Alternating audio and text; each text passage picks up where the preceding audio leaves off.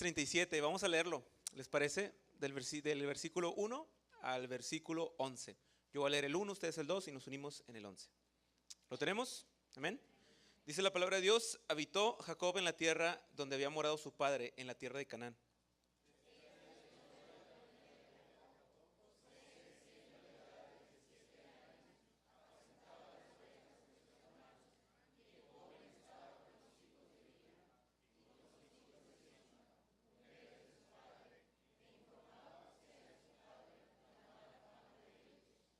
Y amaba a Israel a José más que a todos sus hijos, porque lo había tenido en su vejez, y le hizo una túnica de diversos colores.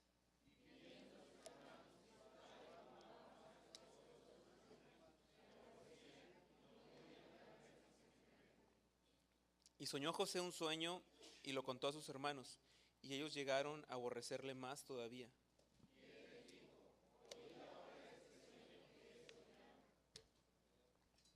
He aquí que atábamos manojos en medio del campo, y he aquí que mi manojo se levantaba y estaba derecho, y que vuestros manojos estaban alrededor y se inclinaban al mío.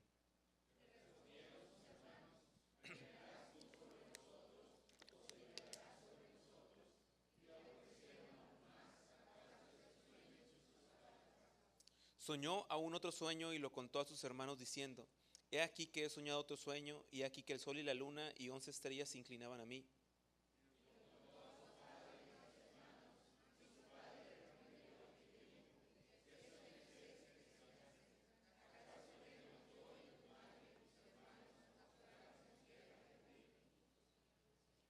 Y sus hermanos le tenían envidia, mas su padre meditaba en esto. Señor, guíanos en tu palabra en ese tiempo que estamos meditando sobre la familia. Y guía nuestro corazón, nuestra mente, a través de tu Espíritu Santo, para que tu Espíritu mueva lo que tenga que ser movido de nuestro corazón, de nuestra mente, de nuestra forma de pensar. Y ayúdanos a que tu palabra nos edifique y nos dirija hacia tu voluntad. En Cristo Jesús te lo pedimos. Amén.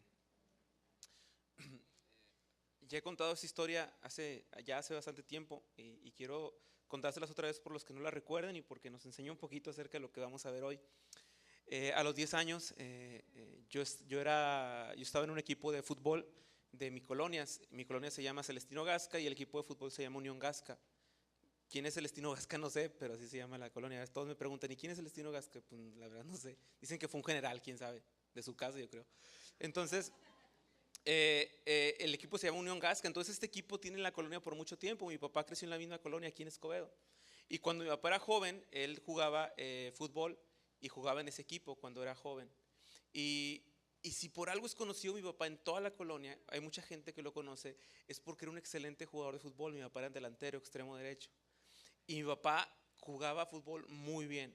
Todos sus amigos que he llegado a conocer lo elogian porque realmente fue un buen jugador.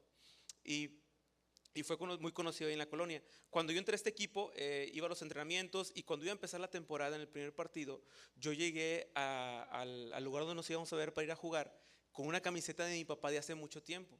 Y resultó que el entrenador había jugado con mi papá hace mucho tiempo. Entonces cuando ve mi camiseta me dice: oye, ¿de dónde sacaste esa camiseta? Le dije: es de mi papá. Y él me pregunta: ¿quién es tu papá? Le digo: mi papá es Jaime Lara. Y el entrenador abre los ojos y dice: ¿tú eres hijo de Jaime Lara? Le digo: sí. Mira, no, está bien. Yo lo conocí, yo jugué con él. Qué padre, qué bueno.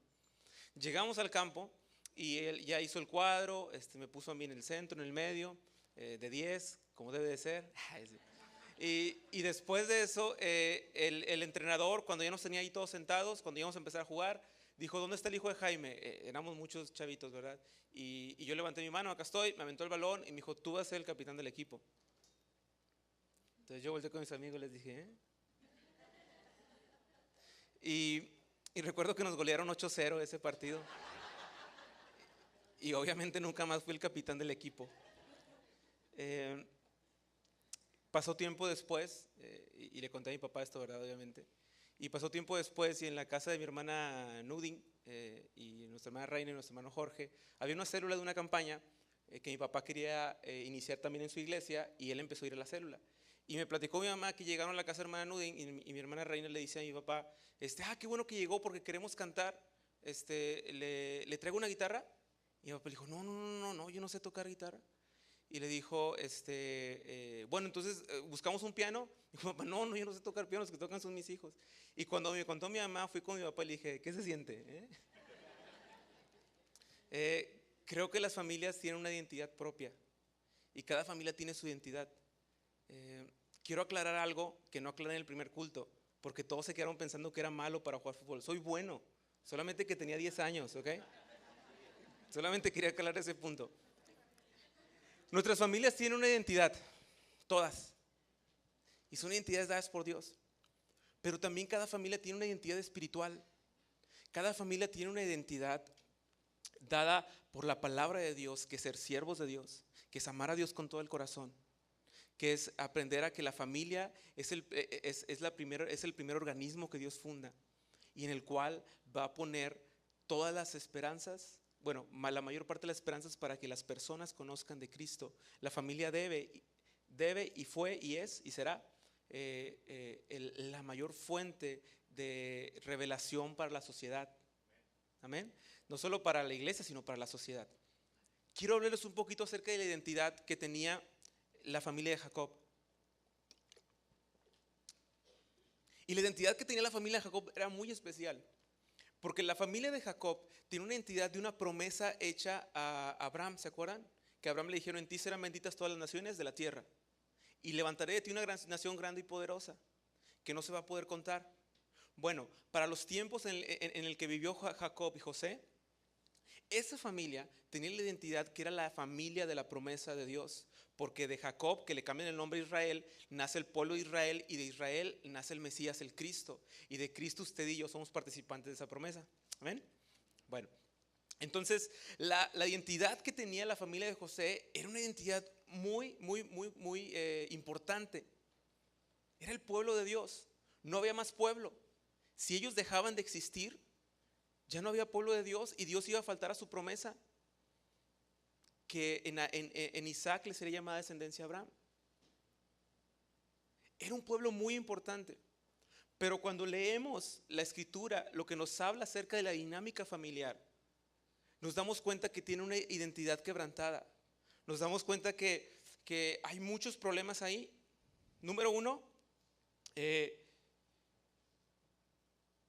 los hermanos odiaban a José. Yo no puedo entender, gracias a Dios, cómo es que un hermano puede odiar a otro hermano. Pero la palabra de Dios dice que los hermanos odiaban a José. ¿Y por qué lo odiaban? Porque el papá lo consentía y porque era el preferido, ¿verdad? Y eso hacía que sus hermanos lo aborrecieran todavía más. Entonces ya llevamos a los hermanos que odian, al papá que solamente consiente y chifla, ¿verdad? Tal vez a José. Y siempre hemos visto a José como víctima. Pero la Biblia dice otra cosa. La Biblia dice que era bien chismoso, que andaba con las ovejas, andaban por allá, y José venía y le contaba, oye papá, no quiero ser, pues ya sabes cómo soy yo, o sea, yo no quiero ser chismoso ni nada, pero pues mis hermanos les andan aventando piedras a las ovejas. José era un chismoso y sus hermanos lo odiaban más todavía por eso. Y para acabarla, su papá le hizo una túnica de colores a él y a sus hermanos no, ¿verdad? Siempre les digo a los padres, y lo escribí en el devocional del martes, y lo leyeron, es como un resumen de lo que vamos a compartir hoy. Y siempre les digo a los padres, yo sí creo que los papás aman a todos los hijos, eso es obvio, ¿verdad? Y hay una frase que cuando eres más chico dices, nah, que dicen, pero los amamos diferente. ¿Sí han escuchado, verdad? También creo que es cierto, ¿verdad? Solamente que asegúrense que sus acciones digan que es cierto. ¿Sí me explico? Porque aunque Jacob puede decir que amaba a todos, las acciones, lo que él hacía ver que amaba más a Jacob, tanto que quedó escrito. ¿Ok? Entonces vemos a una familia con una identidad bien importante del reino de Dios, de la familia de Dios, quebrantada completamente por el enemigo, por Satanás, por circunstancias. Jacob no disciplinaba a su hijo, Jacob no le puso un hasta aquí a José. Jacob ya había perdido tal vez autoridad sobre sus demás hijos, sobre sus esposas tal vez. No había un orden. De hecho, el primer problema que hay en la Biblia, ¿saben dónde es? ¿Cuál es el primer pecado? ¿Se acuerdan? El de Adán y Eva. en la familia, en los roles de esposo y esposa. ¿Qué hubiera pasado si Adán toma el lugar que le corresponde como esposo y Eva viene con el fruto prohibido? Le dice, oye, vamos a comerle. Y si Adán hubiera dicho, a ver, espérame, no, yo soy responsable de ti y de mi familia. Dios dijo, no vamos a comer ese fruto y no vamos a comer, y punto. Sería algo muy distinto, ¿verdad? Cuando los roles no se cumplieron en la familia, en esa primera familia, lo siguiente que pasó fue que un hijo mató al otro. ¿Se acuerdan? Cuando Satanás ataca a la familia, la va a atacar desde los padres primero, desde los hijos, o al mismo tiempo, como sea. Lo importante es entender que su familia y mi familia tienen algo en común, y es que están siendo atacadas. Y que Dios desea que la identidad como familias sea recuperada en los principios bíblicos que Él dio. Dios desea que la identidad como familia sea recuperada en la de usted y en la mía y en la de la iglesia. Hay otra pregunta que me surge porque José comenzó a tener sueños, y esos sueños, ¿de parte de quién venían? Entendemos que venían de Dios porque se cumplieron, ¿verdad? Entendemos que los sueños de José eran de Dios. Se me faltó decir, aparte era bien presumido, ¿verdad? Porque iba con sus hermanos y les decía, oigan, tuve un sueño, miren, vengan. ¿Cómo les digo? Para que no se agüiten. Miren, recogíamos manojos. No quiero hacer mala onda, pero recogíamos manojos, y pues en el sueño vean que mi manojo se mantenía derechito y los de ustedes se inclinaban. O sea, los hermanos, ¿cómo toman eso? Gloria a Dios, José, qué padre, o sea, yo confío en ti, Dios te va a levantar sobre nosotros, qué bueno. ¿Cómo se toma eso? Un chavito de 17 años presumido, ¿no? Y luego va con sus papás y les cuenta otro sueño. Ellos, sus hermanos, oigan, vengan, les tengo una buena noticia. En mi sueño ustedes eran estrellas, ¿no? Y tu papá y mi mamá pues eran sol y luna, ¿no? Lo curioso es que se inclinaban hacia mí. José era un presumido. Sin embargo, esto es lo que abre toda la predicación que vamos a escuchar hoy. Dios quiso darle sueños a José. Y actualmente, si te pones a pensar en un joven de 17 años, se va a enfrentar a cosas similares a las de José. A los 17 años los chavos están por presentar su examen de admisión a una universidad y están por decidir a qué se van a dedicar probablemente el resto de sus vidas. ¿Qué carrera van a elegir? Eso es muy importante. 2, están viendo, en medida de que sea posible, qué chava los puede pelar, ¿verdad? Están viendo con quién se van a casar. Y número 3, están decidiendo qué actitud van a tener hacia la fe en Cristo o hacia la fe. Son 3 decisiones bien importantes y trascendentes para toda la vida. Y lo curioso es que las están tomando en la adolescencia. Cuando yo leo la historia de José, cuando pienso en la sociedad actual, hay veces que le digo, Dios, pero ¿por qué no esperas a que ellos tengan 25 años para tomar ese tipo de decisiones? Tal vez a los 25 años ya sean más maduros, tal vez a los 25 años ya están con otro pensamiento, ya les salió bigote, ya les salió barba, ya se ven más maduros. ¿Por qué no te esperas hasta los 25, 26, 30? No, 25, 26 años, ¿verdad? Para que ellos puedan empezar a tomar esas decisiones. Y la respuesta que entendí de parte de Dios respecto a lo que dice este pasaje es bien sencilla. Y es porque Dios, según Deuteronomio 6, ha instituido a la familia para que sea un soporte, para que los miembros de la familia mantengan su identidad en Cristo, para que los miembros de la familia cumplan el propósito divino de Dios, y para que los miembros de la familia vivan a la imagen de Cristo. ¿Por qué Dios da sueños a los adolescentes? ¿Por qué Dios da sueños tan grandes a sus hijos que ellos no pueden entender la magnitud de lo que Dios quiere hacer con ellos? Porque espera que una familia sea la encargada de abrazarles, de protegerles, de disciplinarles y de guiarles hacia el propósito divino. Amén. Es por eso que la familia tiene que ser un soporte. Y quiero decir 3 cosas por las cuales la familia tiene que ser un soporte. Número 1, ya lo dijimos. Y lo primero es restaurar la identidad. Lo primero que tenemos que entender es que la familia debe ser un soporte para ponernos de acuerdo, para platicar, para dialogar. Y y recuperar la identidad que tenemos en Cristo. Papá siendo papá, mamá siendo mamá, hijos siendo hijos, obedientes, no cambiando los roles de la casa, manteniendo los principios bíblicos que Dios dio.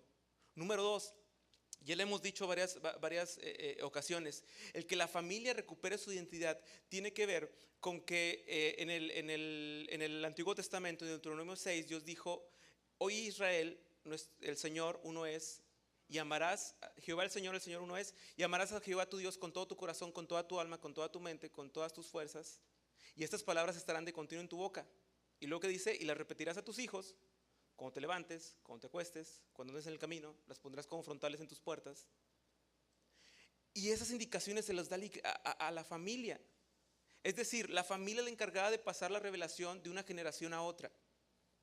No es principalmente la iglesia. Es por eso que la iglesia es un apoyo para que los padres puedan hacer su trabajo.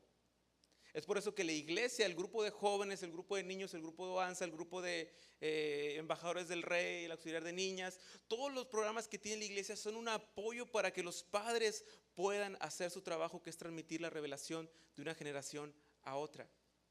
Estamos estudiando este libro que tengo aquí, permítanme hacer un anuncio en la predicación, con los papás de jóvenes, adolescentes y jóvenes en etapa de secundaria, preparatoria, universidad. Se llama El Padre que yo quiero ser, y son 10 cualidades de Dios como Padre, y las estamos meditando. Nos juntamos una vez al mes aproximadamente, y tenemos una reunión donde les platicamos lo que estamos enseñando en jóvenes, para que ustedes platiquen con sus hijos al respecto, y donde somos edificados con este libro, que es un muy buen autor, que está basado en la palabra de Dios. Entonces, pues de pasada los esperamos. Si alguien quiere más información, allá está Neftalí y Lili, ellos también tienen ahí libros para poder vendérselos.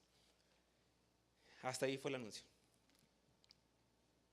Dijimos que la iglesia debe ser que la familia debe ser un soporte para transmitir la identidad correcta. Y eso es una labor constante y diaria en todas nuestras familias. Y número dos, la familia debe ser un soporte para cumplir los propósitos divinos. ¿Cuál es el propósito divino de la familia de José? Crecer, madurar, ser muchos, porque de ahí Dios iba a extender un reino poderoso. Y Dios decide elegir a José para que cuando fuera a haber un hambre que podía hacer que todos murieran, José se convirtiera en segundo de Egipto, y de esa manera poder bendecir al pueblo con la comida y el alimento que necesitaban, y así salvar a toda una familia que después sería toda una nación. Ese era el propósito divino de Dios en José. Y Dios cumple su voluntad a través de dificultades, a través de panoramas no ideales, pero Dios cumple su voluntad en esa familia. Una familia que no tiene una identidad bien firme, una familia que no ha ido a la cruz de Cristo para que Cristo modifique y les anime a restituir, y nos anime a crecer, a ser edificados, es poco probable que entienda el propósito de Dios para su familia. Pero la familia es un lugar donde Dios tiene propósitos divinos. Miren, ahora que estamos pues esperando un bebé, recuerdo la primera vez que fuimos con el ginecólogo, íbamos por otra razón. Karen tenía un malestar y pues nos enteramos que estaba embarazada, y por eso era el malestar, ¿verdad? Y cuando supimos, yo entré en shock y dije: oye, ¿y ahora qué? ¿Verdad? Nos fuimos calladitos en el carro, yo feliz, pero en shock, yo creo que me entenderán, ¿verdad?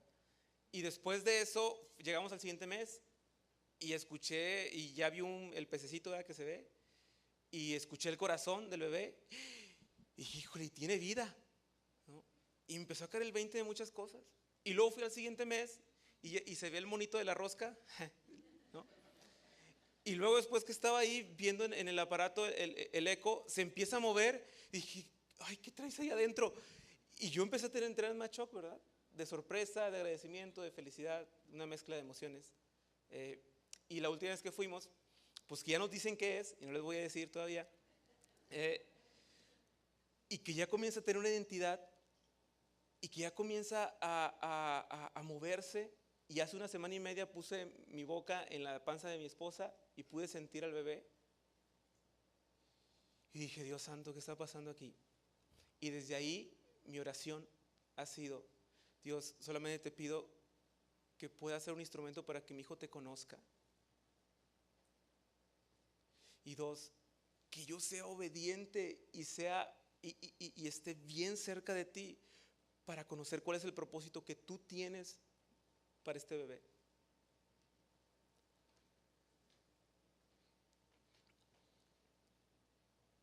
Dios tiene un plan, hermanos, para sus hijos. Dios tiene un plan divino para sus hijos. Y en ese plan divino hay satisfacción, hay plenitud, hay gozo. En muchas ocasiones queremos a veces que nuestros hijos sean unos buenos profesionales, que tengan una ética correcta, que tengan una moral correcta, y eso es bueno, que le vayan a los Rayados también, ¿verdad?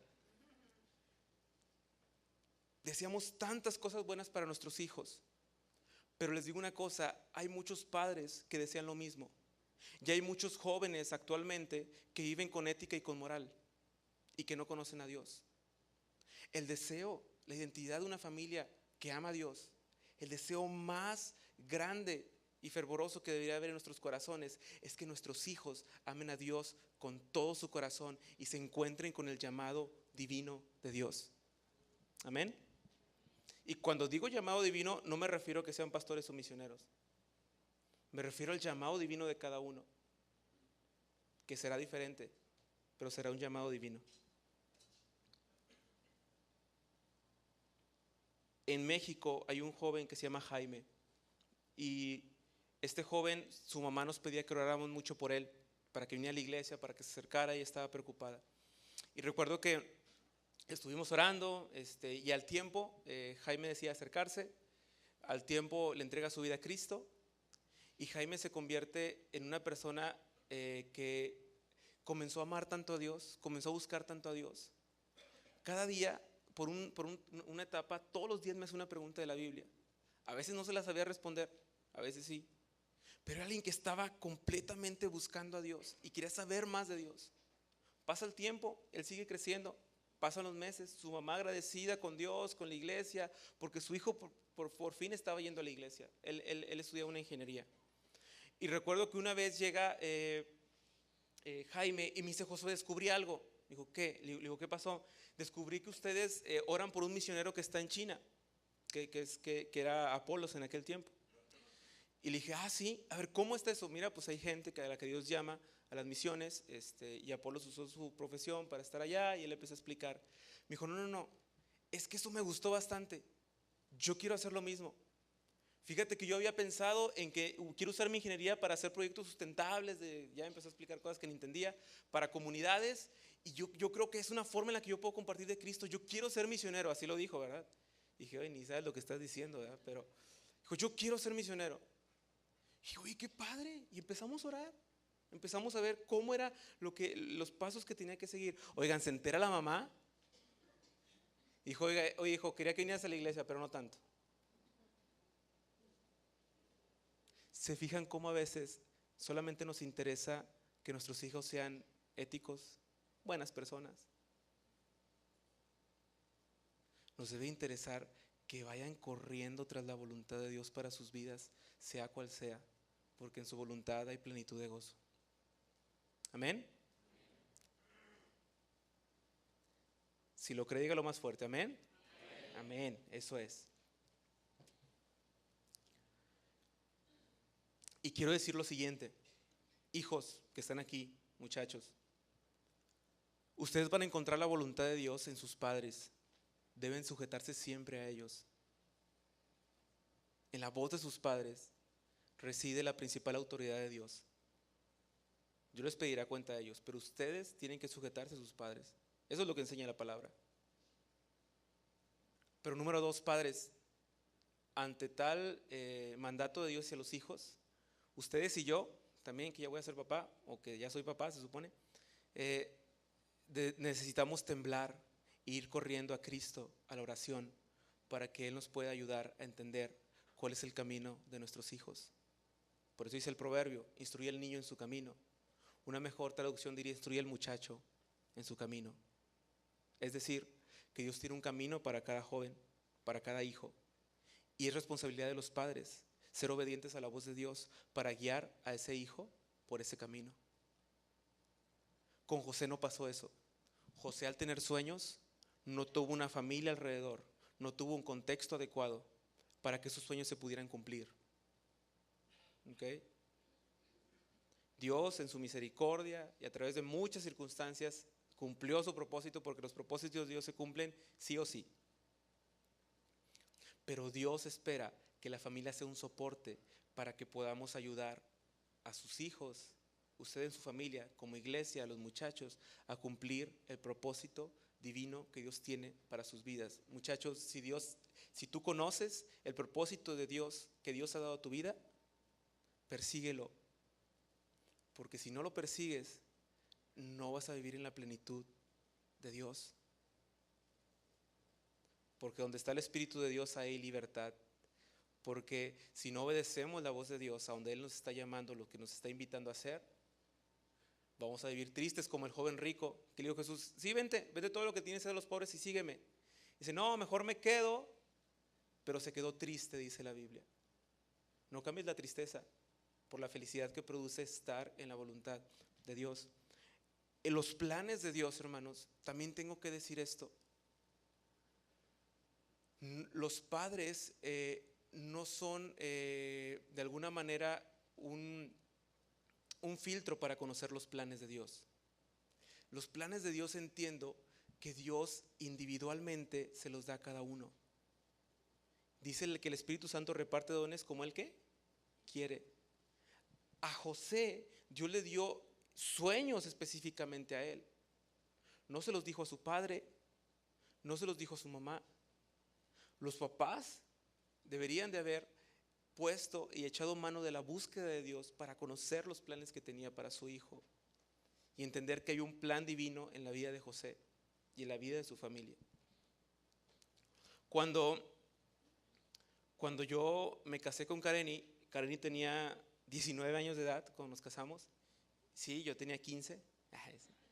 Y recuerdo mucho que hablamos con mi suegra y con mis suegros. Les dijimos que qué pensaban, ¿verdad? Que queríamos casarnos. Yo tenía 21 años. Y recuerdo que mi suegra dijo muy claro y muy tajante: yo no quisiera que se casaran. No siento paz en esta decisión, así que les pido por favor que no se casen. Y lo que yo hice fue ir por el caballo. No, no es cierto. Y robármela, no. Y después de eso, que mi suegra dijo esto, lo que Karen y yo le dijimos, le dije: hermana, está bien, nosotros queremos casarnos con la bendición de nuestros padres. Y si ustedes dicen que no es el tiempo y que no, nos vamos a esperar. No tenemos problema. Y nos esperamos 2 semanas. Porque yo me puse a orar. Y regresó mi suegra y nos dijo: está bien, creo que la voluntad de Dios es que se casen. ¿Cómo los podemos ayudar? Y nos casamos con la bendición de Dios. Chavos, no se vayan a casar sin la bendición de sus padres. Es lo mejor que puede haber. Y con esto solamente lo digo porque mi suegra tuvo que entender, aunque les parezca, nada, no es cierto, aunque les parezca difícil, mi suegra tuvo que entender que la voluntad divina para la vida de Kareni era casarse conmigo. Sí. La familia es un soporte, hermanos, para que los hijos, para que ustedes mismos cumplamos con la voluntad de Dios. Dios nos ha elegido nosotros como iglesia para que los muchachos tengan un soporte adecuado, un ambiente adecuado, tengan las condiciones adecuadas para que crezcan y maduren en la fe. Y es nuestra responsabilidad, al ser parte de una iglesia, ser parte de una familia, ir a Dios, porque se necesita que papá y que mamá dirijan a los jóvenes adolescentes. Se necesita que papá y mamá sigan metiendo la mano en las decisiones de los jóvenes, porque los necesitan. Para eso Dios los puso ahí. Perdón, yo no creo mucho en que jóvenes quieran a partir de cierta edad empezar a tomar sus decisiones. Yo soy alguien que todavía veo con papá y le pregunto su opinión, porque por eso somos familia. Yo no creo en la independencia. Yo creo en una interdependencia, porque yo aun cuando voy a tomar decisiones difíciles busco a mi pastor, le digo, oiga, paz, ¿qué opina? Porque yo busco a hermanos mayores y les pregunto, ¿qué opinan? De eso se trata la familia, tener el ambiente adecuado para crecer, para madurar, para tomar buenas decisiones. Y por último,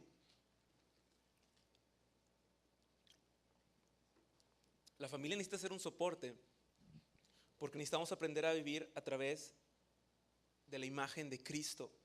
En un sentido muy especial, la historia de José, la forma de interpretarlo adecuadamente, y esto me van a escucharlo decir muchas veces, no es tal vez analizando a la familia como lo hemos hecho. Eso es un sentido secundario de cómo Dios nos habla en su palabra. En un sentido primario necesitamos aprender a ver en José, en su familia, a Cristo, porque el tema central de la Biblia es Cristo. Si usted cree que la Biblia es un compendio de reglas, que la Biblia es un compendio de instrucciones, creo que no es primariamente eso. La palabra de Dios es la revelación de quién es Dios a través de su Hijo Jesucristo. Amén. Y el tema central de la Biblia es Cristo. Entonces vamos a encontrar las similitudes entre José y Cristo.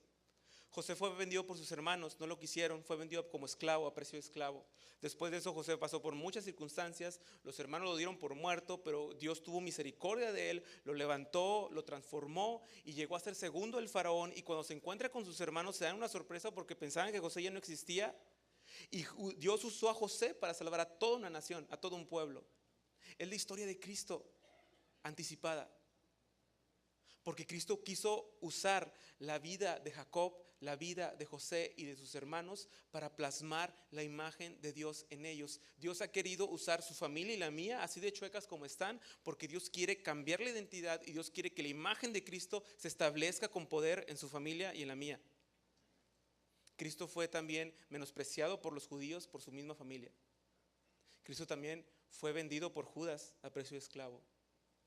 Pero Cristo murió y cuando resucitó trajo salvación para todo el mundo.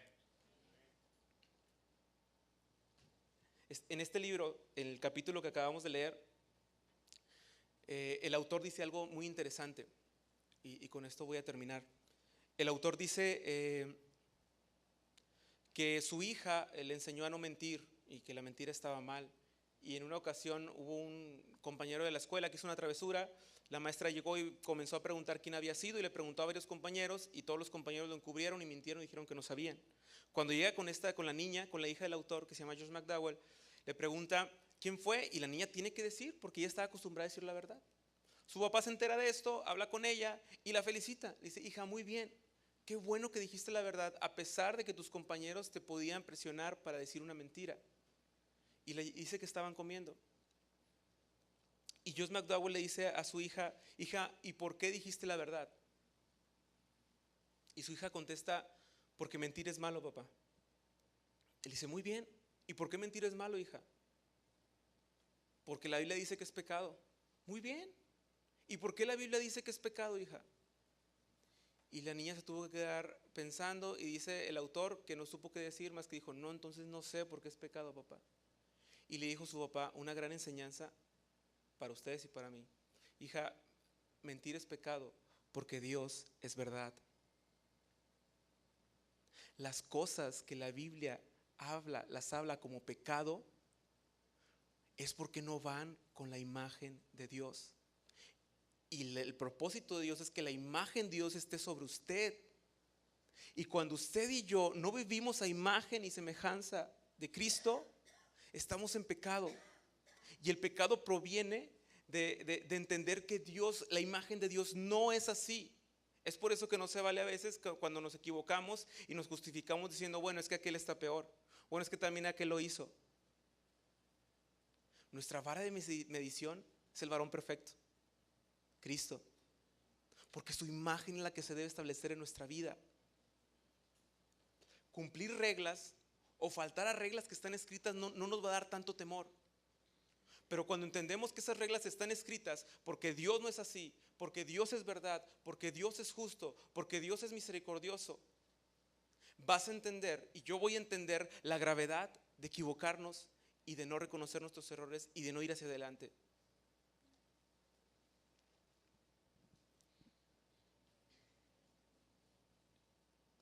Mucho se ha tratado de definir a la iglesia y algunos dicen que es una organización, algunos dicen que es pues un pueblo, una congregación, y ambas son, y muchas, todas son válidas. Pero me gusta que la Biblia en dos pasajes que les voy a leer, de Efesios 2:19 dice: así que ya no sois extranjeros ni advenedizos, sino conciudadanos de los santos y miembros de la familia de Dios. Y Gálatas 6:10 dice: así entonces hagamos bien a todos según tengamos oportunidad, y especialmente los de la familia de la fe. Y todo esto que hemos hablado se debe de aplicar para sus vidas y para mi vida en dos dimensiones. Una, en sus casas. Oren a Dios, busquen a Cristo, recuperemos la identidad de la imagen de Cristo en nosotros. Dos, acuérdense, Dios tiene propósitos divinos para cada uno de sus hijos. Dios tiene propósitos divinos aún para ustedes. Dios llamó a mi papá al ministerio cuando mi papá tenía como 35 años. Yo estaba chiquito de 5 años, mi hermano el pasado todavía uno nacía. Y Dios sigue teniendo planes divinos para ustedes como adultos también. Dios sigue teniendo planes para esos bebés que a cada rato vemos aquí, ¿verdad? Hay que ayudar allá en cunas porque está sobrepoblado, y los que vienen. Para cada uno de esos bebés, Dios tiene un plan específico. Y la segunda dimensión en la que nos tenemos que incluir a trabajar es en esta dimensión de la iglesia, porque somos una familia. Y necesitamos apoyarnos unos a otros. Y necesitamos cuidar la iglesia para que los muchachos, para que los niños puedan crecer sanamente y puedan ser potencializados para cumplir el propósito divino. Amén. Lo voy a decir con mucho respeto esto. De gracias a Dios por la iglesia. Un joven me buscó de otra iglesia y me dijo: Josué, oye, es que quiero hablar contigo. ¿Qué pasó? Es que hice una banda de música, pero estaba muy misterioso el chavo. Y yo, pues qué padre, qué bien. ¿Y qué? Es que unos chavos de la iglesia nos juntamos a tocar. Pues una banda cristiana. Me dice, le dije, qué bueno, gracias a Dios, ¿verdad? Y después le dije, ¿y en qué te puedo ayudar? Me dice, ¿nos podrían prestar ahí tu iglesia para ensayar? Yo le digo, sí, claro que sí. Me dice, es que en mi iglesia no nos dejan tocar lo que tocamos, porque tocamos batería. Demos gracias porque los talentos de sus hijos, porque los dones que Dios ha puesto en sus hijos, estamos tratando de construir juntos una iglesia, una familia donde puedan ser potencializados y estimulados a entregárselos a Dios. Amén. Esa es una familia que vamos caminando juntos hacia el propósito divino que Dios tiene para nosotros, porque hay muchos propósitos divinos que Dios tiene de acuerdo a la visión pastoral. Estamos apoyando Oaxaca y estamos apoyando en África, y va a haber cosas que Dios nos va a mandar a hacer como familia. Y va a haber un tiempo donde la hermana Sarlena ya no va a regresar, y Dios va a levantar de medio de aquí a muchachos que tengan ese llamado de ir a las misiones. Y va a haber un tiempo donde Joel necesita ayuda en Oaxaca, y Dios va a levantar en medio de sus hijos y de los míos gente que cumpla el propósito divino. Y Dios va a levantar en medio de sus hijos a licenciados, abogados e ingenieros que sirvan a Dios donde quiera que estén. Pero eso no va a ser posible si usted y yo no funcionamos como familia, si usted y yo no funcionamos como soporte para que esto suceda. Amén. Pastor.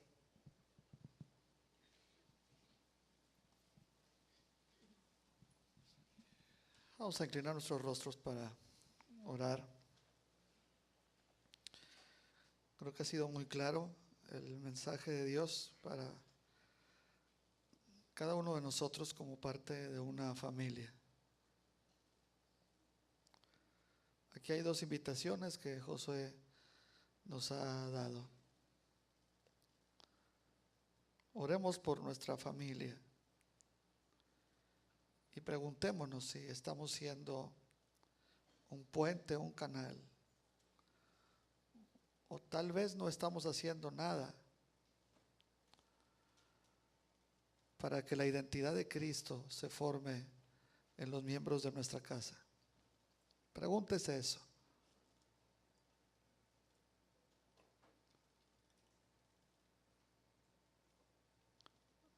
Háblele a Dios como papá o mamá o como hijo, como adulto soltero en casa, háblele a Dios por su familia y reconozca esa parte de que mucho de su interés, mucho de tu tiempo siempre está fuera de la casa, fuera del interés por tu familia. Yo te invito a pensar si tu propósito y tu visión, tu gratificación de las cosas en tu vida están fuera de tu hogar, fuera de tus padres, fuera de tu familia. Y habla con Dios, porque esta es una oportunidad, todos, para que le digamos al Señor: úsame, úsame para que Cristo sea formado en mi casa, en mi hogar, con mi familia. Te entrego las relaciones que hay en casa, pero sobre todo te entrego mi vida para hacer ese puente, ese canal con los demás en casa. Que el aroma de Cristo, tu palabra, los ideales tuyos sean palpables ahí en nuestra familia. Y preguntémonos también si estamos mirando a esta iglesia como nuestra familia.